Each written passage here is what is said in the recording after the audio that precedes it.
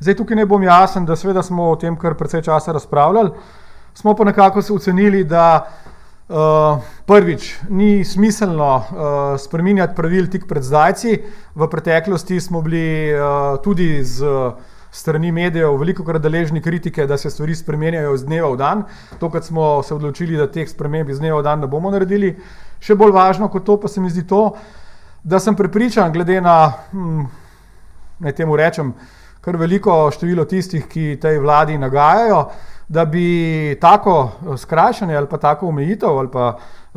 tako dikcijo v tej spremembi mnogi izkoriščali in bi jo predstavili takole. Torej, vkolikor bi odpravili to omejitev gibanja v nočnem času, sem prepričan, da bi mnogi stali ob 11, ob 12, ob 1 ali pa ob 2 zjutraj na kakšnem mestnem trgu,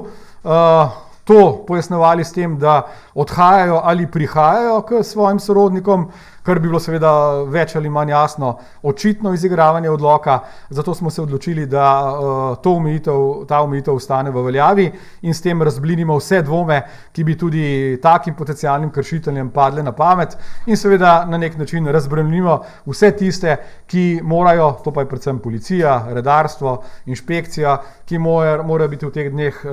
v polni delovni obveznosti in bodo seveda te omejitve tudi nadzirali.